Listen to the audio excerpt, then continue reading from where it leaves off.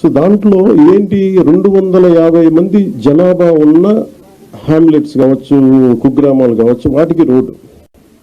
So వాటికి రోడ్లు వేయడానికి దాదాపు Asian infrastructure industrial development bank ప్రయత్నం చేస్తే దాదాపు 400 మిలియన్స్ ఇచ్చారు వాళ్ళు.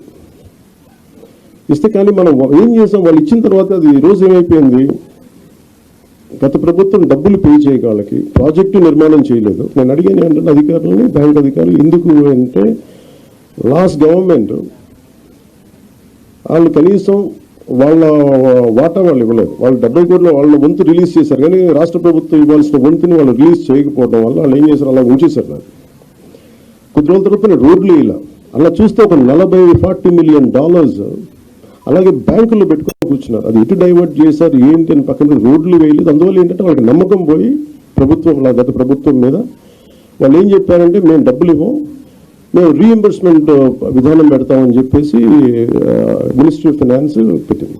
వాళ్ళు ఏం చేశారు, మొన్నదాకా మన వాటా ఇవ్వాలి 70 కోట్లు పెడితే మనం 30 కోట్లు పెట్టి ప్లస్ GST మనం కడితే 18% దాన్ని ముందుకు తీసుకెళ్ళారు.